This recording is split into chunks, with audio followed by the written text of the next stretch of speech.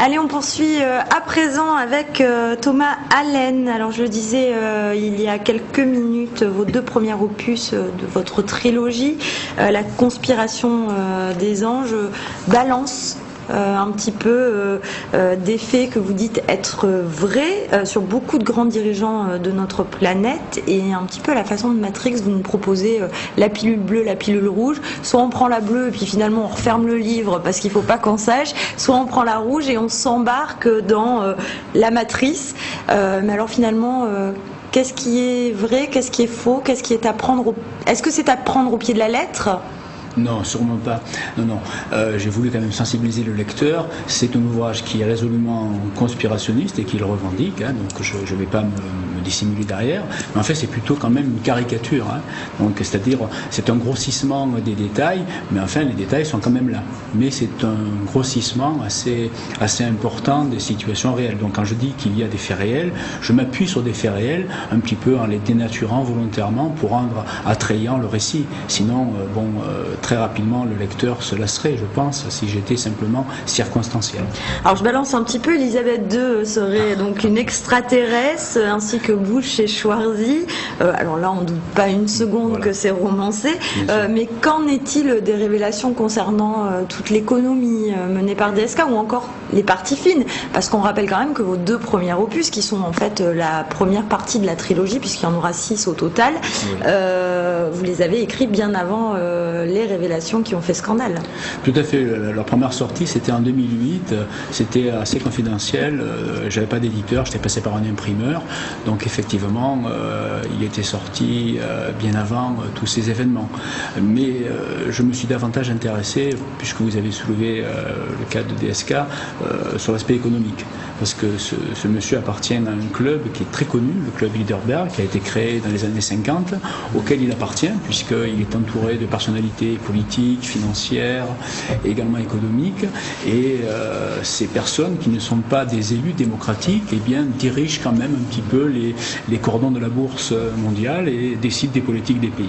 Voilà, donc j'ai voulu un petit peu dénoncer quand même ces pratiques qui sont assez discrètes et antidémocratiques. Alors, autre personnage important et puis visé dans vos livres, Sarkozy, qui serait lui membre d'une organisation secrète. Preuve en est, selon vous, le signe de la bête. Alors, quel est le signe de la bête déjà? Le signe de la bête, c'est un signe qui ressemble au signe de la victoire, en fait qui ne l'est pas. C'est en fait un signe qui est pratiqué avec l'index et l'auriculaire, et qui est un signe de reconnaissance où on appartient à un cercle un petit peu fermé des grands de ce monde, et chaque grand président le pratique après son investiture. Et M. Sarkozy n'y a pas échappé. Ah. Alors comment vous pouvez connaître tous ces détails? Est-ce que vous-même vous appartenez à une organisation quelconque? Non, du tout. Je n'appartiens pas à une organisation secrète. Je fais partie d'une association très connue, souvent controversée à tort, qui quelquefois fait la une des journaux parce qu'on n'a pas trop grand-chose à se mettre sous la dent. Mais enfin, il y a beaucoup de fantasmes, on peut la beaucoup citer, de légendes. Cette organisation? Oui, on peut la citer. Il s'agit de la franc-maçonnerie. Voilà. De toute façon, dans le bouquin, j'en parle assez librement. Donc voilà. Mais il y a beaucoup de fantasmes à son sujet. Alors c'est vrai qu'il y a des indiscrétions parce qu'on rencontre des gens qu'on ne rencontre pas dans la vie courante, ou parce qu'on est séparés par des cloisons sociales. Donc forcément, on n'est pas dans les mêmes milieux, dans les mêmes bulles, et ça nous permet de, malgré tout, les approcher, et on peut avoir affaire à quelques indiscrétions, bien sûr. Parce que pour être clair, dans vos livres, vous êtes un petit peu l'un des personnages central, on peut le dire.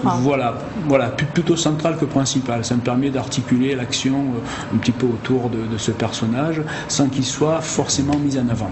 Alors pour revenir à toutes ces on va dire vérité, pseudo-vérité, c'est quand même des accusations parfois au bord qui pourraient être considérées par certains au bord de la diffamation.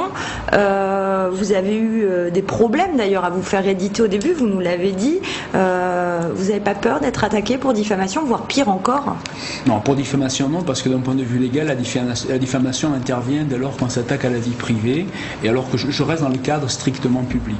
Donc j'ai le droit de m'exprimer comme comme tous les écrivains, tous les auteurs, tous les chroniqueurs, de façon un petit peu excessive à l'égard des personnages publics. Mais je ne m'attaque pas à la vie privée. Donc d'un point de vue de la loi, c'est pas vraiment de la diffamation. Mais ça peut rentrer en conflit d'intérêts avec certaines maisons d'édition qui financent... Vous avez reçu des menaces? J'ai pas reçu de menaces. J'ai reçu des coups de téléphone ainsi que des messages par email me demandant d'être un peu plus discret. C'est raté. Hein. Voilà, c'est plutôt raté. Ouais. Non, j'ai pas reçu de menaces. Vraiment. Je voulais savoir un petit peu quel genre littéraire quand on découvre votre ouvrage. Ça reste romanesque, ça reste du documentaire. Quel style, comment vous écrivez à la première personne, pas la première personne? Expliquez-nous un petit peu. C'est du style romanesque. Hein. Je reste dans le thriller un peu romanesque. Alors quelquefois c'est à la première personne, mais pas toujours. Donc je voulais que ce soit quand même un récit récréatif, distrayant et pas du tout dans le documentaire. En fait, je donne des pistes au lecteur pour que celui-ci, s'il est vraiment intéressé, ait la possibilité de le faire. Donc le monde littéraire, le monde documentaire et l'internet sont assez vastes pour pouvoir y trouver ce que l'on cherche. D'ailleurs, vous parlez de l'internet et c'est vrai que c'est un des points forts un petit peu de vos deux livres, puisque sur la toile vous êtes, on parle beaucoup de vous. C'est où on est fan ou au contraire on est contradicteur. Quel est votre point de vue sur ces deux aspects en fait de votre popularité? Popularité, pour exagérer, c'est quand même encore un peu confidentiel, hein, c'est pas un buzz. Hein. Cela dit, quand il y a des fans, c'est vrai que c'est encourageant, on a envie de continuer, puisqu'on en donne, on en redemande, alors on se lâche un peu plus. Ça ne veut pas dire pour autant que je sois opposé à la controverse, parce que ça me permet de me remettre en question, voir quels arguments je peux affûter, là où je prêche un petit peu par faiblesse. Donc je suis vraiment plutôt favorable aux contradicteurs. Ce qui me désole, c'est plutôt la polémique. Voilà, la polémique est destructrice, alors que la controverse, elle est constructive. Voilà. Alors, pour terminer très rapidement, on ne pourra pas dire si tout est vrai ou pas. De toute façon, on n'est pas là pour ça. Libre aux gens de se faire leur idée. Par contre, vous parlez aussi beaucoup de spiritisme, de Ouija. Vous avez un rapport particulier avec le paranormal?